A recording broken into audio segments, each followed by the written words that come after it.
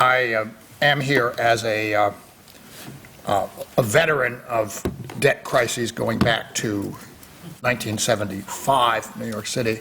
I've been something of an ambulance chaser after financial disaster ever since. The Chrysler Corporation at the end of the 1970s, the Latin American debt crisis, especially Brazil through the 1980s, the Asian debt crisis, the catastrophe that hit the United States beginning in 2007, but building for a great period before that, and now these developing events in Europe. And rather than having a formal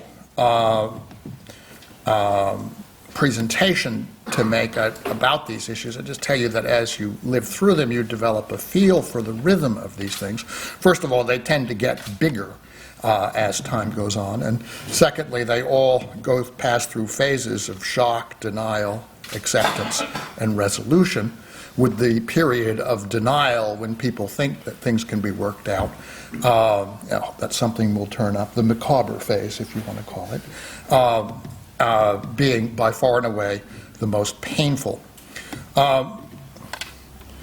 This raises questions about the underlying process of human learning.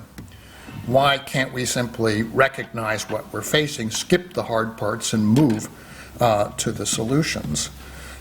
Seems that we're unable to do that, and part of the reason may be that it's in the nature of credit relations that you have to believe at the outset and commit yourself to things that you know in a fair proportion of cases will not later on turn out to be true. That's a little bit like marriage. And part of it is that, as the aphorism goes, it's very difficult to make a man understand something when his livelihood depends on not understanding it. For the case of the German chancellor, make an appropriate adjustment of pronouns. Stewart has pointed and presented a carefully developed technical solution, which has been worked out in part in collaboration with the Professor Yanis Varoufakis, whose place I'm taking on this panel, as a matter of fact. And it has, I think, the important property that it is the minimum feasible plan consistent with existing European law and constitution, and capable of being implemented in such a way as to preserve the Union and the Eurozone.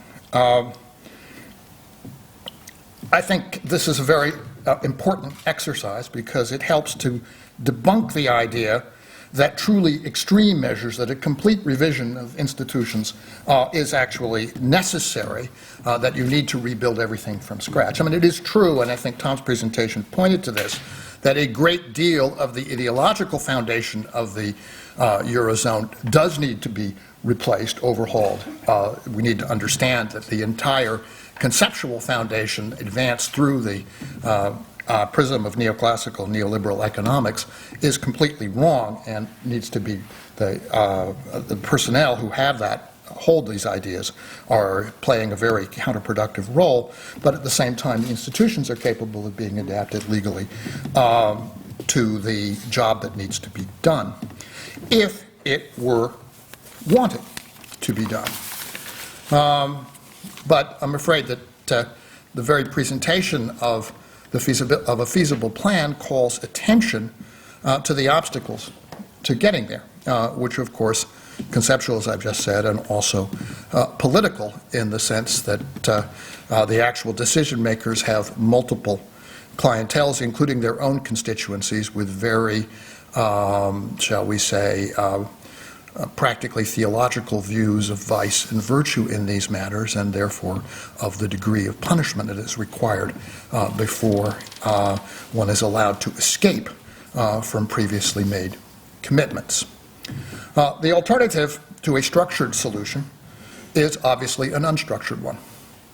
And I would suggest that that is by far and away the more probable outcome, the more characteristic case. The pattern that we have observed over 20 years in Latin America is well worth paying attention to. It's not as remote from the experience that you are going through here, as you may believe. Peru in the early 1980s made an early and quite sensible effort to limit the amount of damage that it would experience from the burden of unpayable debts at the interest rates that were being set by the U.S.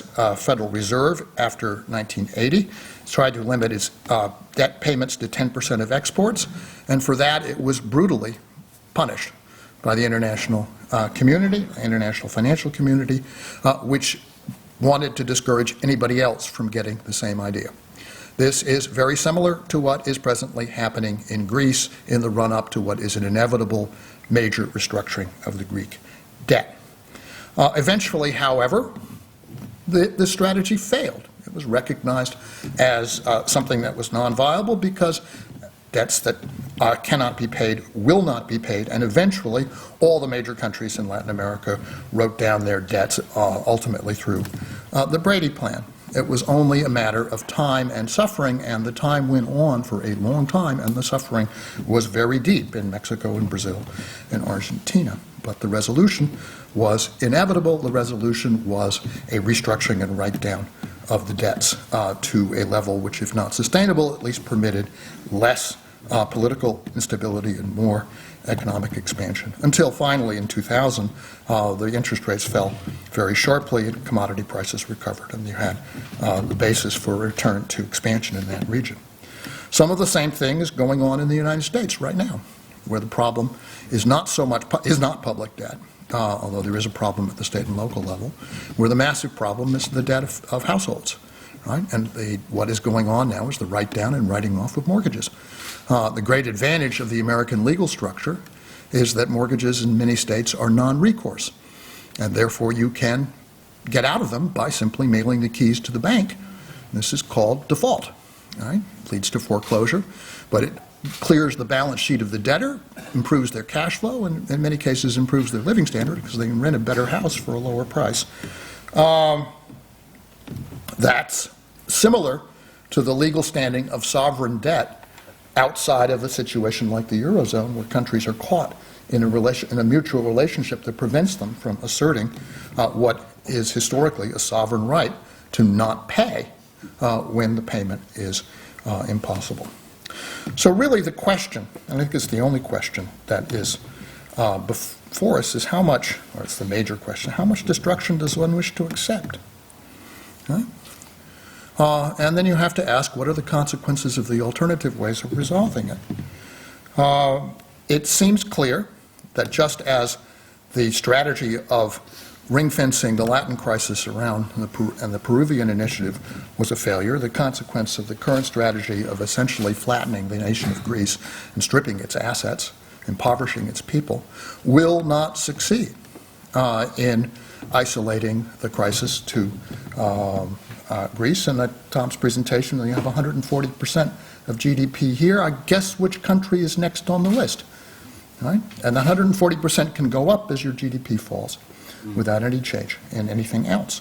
So the ring fencing will go on until, in a cumulative way, the SF proves unstable, the euro dissolves, and you have the reestablishment of internal borders. That would require, in Europe, that would require the reconstruction of production networks on a very different basis. And that may have, for some people, it had, I think, for Mr. Montebourg in France just recently, a certain romantic appeal, talking about demondialisation. But what is the actual precedent? Stewart spoke of a gestalt shift being required, and I think what he meant was that one ought to look to the way that the United States of America was reconstructed through the New Deal, from the New Deal to the Great Society, and to understand that that was a process that was a post-war process. The war in question was the Civil War, and what the New Deal did, starting 70 years later, was to begin to rebuild, to construct for the first time a national economy that would be internally viable after 70 years of stagnation and deep poverty. And that is one way that one can go. That is a gestalt shift that one could begin to understand as a model for what needs to happen. The other one, and there is another one, is something much more recent. And it's what's happened that we have forgotten because we've placed it in a deeply separated ideological category called the collapse of communism. It's what happened to the economic region next door. All right? The collapse of Comecon, the breakup of the USSR, and the breakup of Yugoslavia, all of which involved the dissolution of economic unions, right, and the creation of reconstruction of production networks with approximately 40% reduction in total output, vast increases in unemployment, vast reductions of life expectancy, an enormous stress on the populations, and in the case of Yugoslavia, actual war. About the alternative, or the choice between an orderly or disorderly dissolution, it seems to me you ought to keep both of those potential gestalt shifts very much in mind. As a friend of mine said in Paris yesterday at a meeting, "Wake up, Jean Monnet, they've gone crazy." Thank you very much.